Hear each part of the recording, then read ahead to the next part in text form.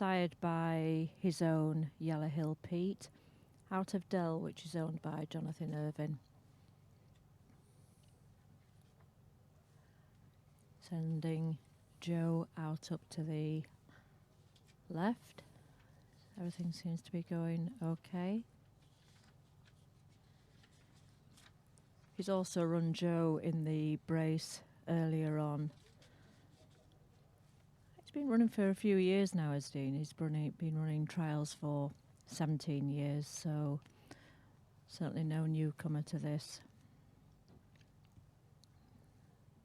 He's made the trials 3 times previously, having won the reserve in the singles championship and the brace championship, so this year's internationals are quite special to him. His father is also a sheepdog trialist, and that is where he gained his interest from, so no doubt he's had a lot of help and support from his father.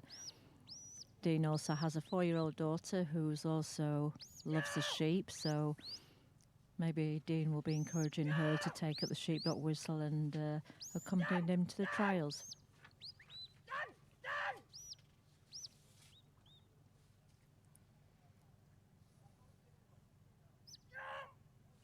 So send the dog out on the left. Joe went out on the left-hand side. And Dean is using his voice quite a bit more than the whistles, really. But Joe seems to be listening to Dean. A public warning there. But Joe doing a fine job. And a fine line looking through those fetch gates. I have actually noticed, Marion, with some dogs, that some dogs can respond to the voice rather than the whistle, or vice versa. So Dean's obviously using what is best that suits his dog. Yeah, and very often, really, some handlers, I won't call them noisy handlers, but most probably they do use their voices more. But the dog most probably comes to use it, Carol. You know, this is part of everyday work. Yeah.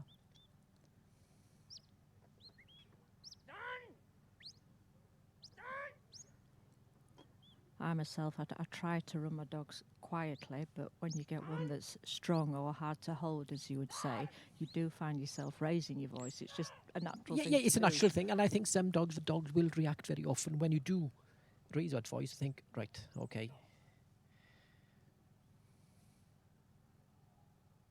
But as I say, somebody who runs quietly, it looks all that much nicer and more smooth.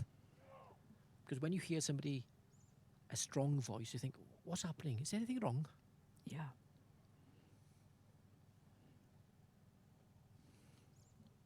And I would probably find with my dogs that if I were to raise my voice at them, that they would take offence to it. Yeah, I think it all depends what the dog is used to. Yeah. Because yeah. You know, It's certainly not affecting this dog. No, I think it's everyday kind of way, Yeah. way that Dean works, Joe.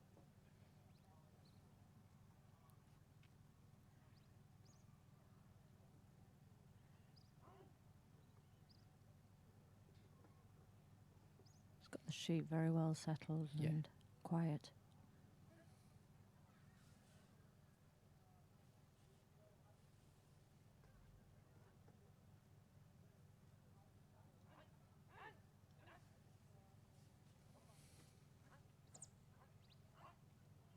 I think at this time, this stage of the event, I think the Irish team are doing very well at the moment, aren't they?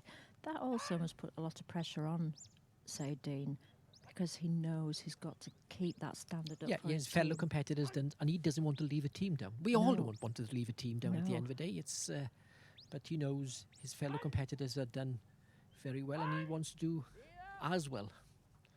Not let them down, so to speak. Yeah.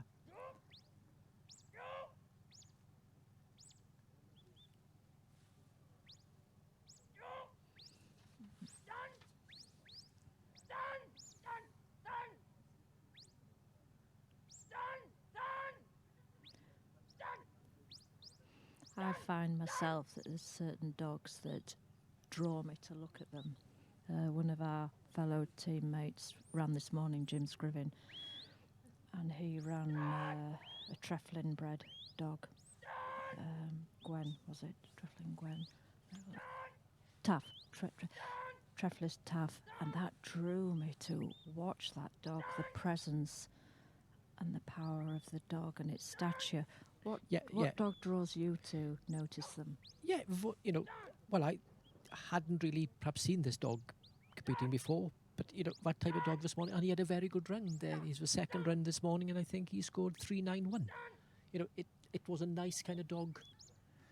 Yeah, some dogs do draw you to, and other dogs they do the competition, but perhaps quite a plain dog. Yeah. They'll do the thing, but a dog who's got a bit of a style and a bit of a presence does draw you a little bit more.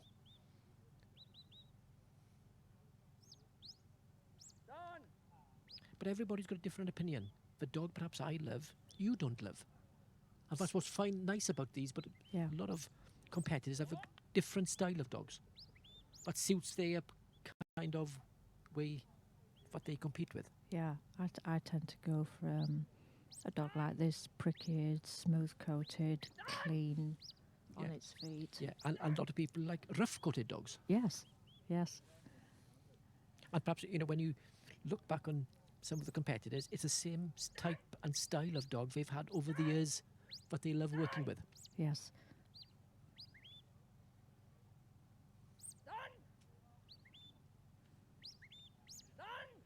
I think Timothy and Michael Longton, they tend to go for your half-coated, rough-coated dogs. That's all I can ever remember them with. People will probably say that I've always come out with smooth-coated dogs, and that is, your own preference, isn't it? Oh, I thought he was going to miss that It hurdle. looked there, but he recovered well. He recovered well.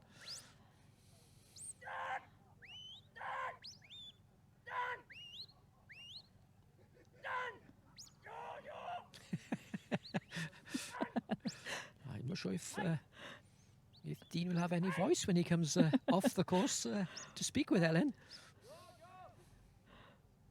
As you say, this is the way that Dean runs his dogs. I know when I was commentating for the brace, it was just the same.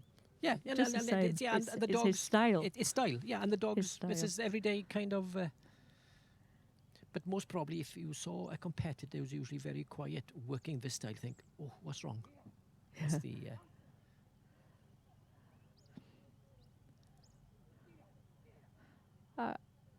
I would be frightened, though, that as much as I like working a dog quietly, on a big course like that, I would be worried about being too quiet, that your dog couldn't hear at the other end. Yeah, but it's you are very surprised, like the sense of hearing of these dogs very often, and we go to competitions and say, oh, it's a bad day, dogs can't hear, and somebody goes out there and the dog listens to every whistle.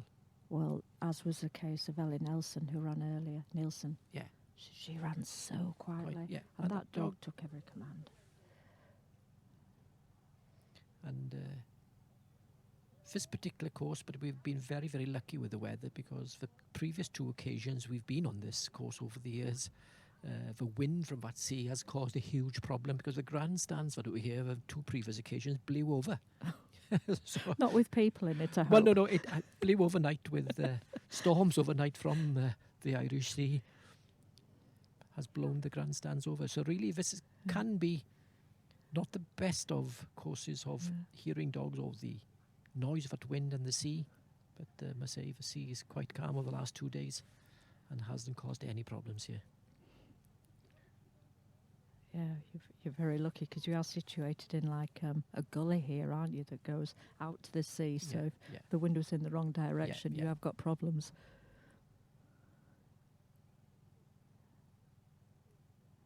But again, these dogs work every day. They work in different terrains. If you go up the hill and need to collect a sheep, you don't really say, oh, no, well, I'm not going up today.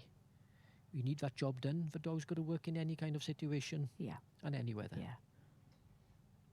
And they'll never jib. No, they seem to enjoy it. That's what they do.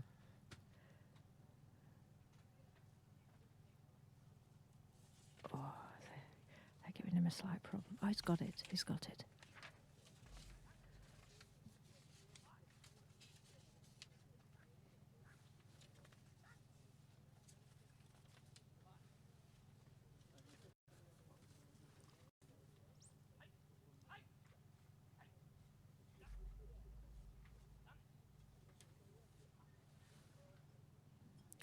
So he brings them now across to the pen. Hopefully he won't have the same problems as the previous handler, which we certainly haven't seen much of.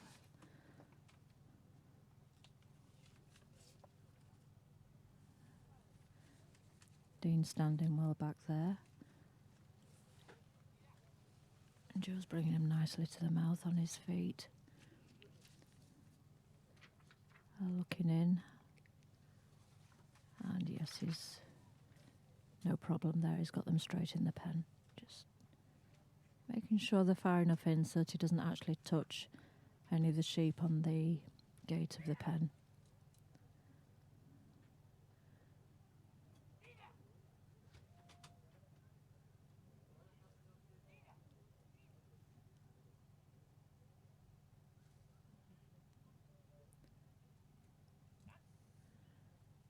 Making sure there that it's Joe that actually brings them back into the shedding ring rather than himself. And so now he has to take one red collared single off to complete his run.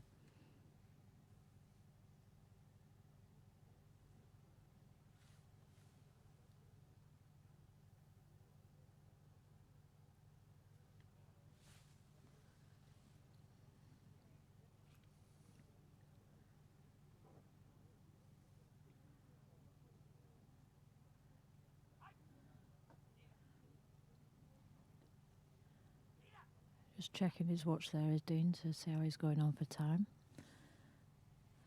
Plenty of time left, Carol. I'm sure there will be. He certainly doesn't seem to have wasted much going around the course.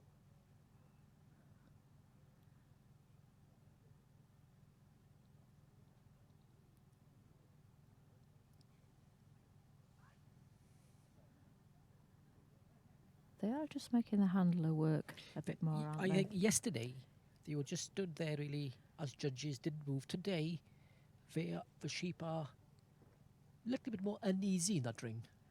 It makes you wonder why, because they're different sheep to yesterday. Well, different sheep, same but same flock. flock. Same But then, flock. you know, when you at home, you know, these perhaps one flock, half has come to the yesterday, half today. He completes the run, but has been accepted, and he completes his trial.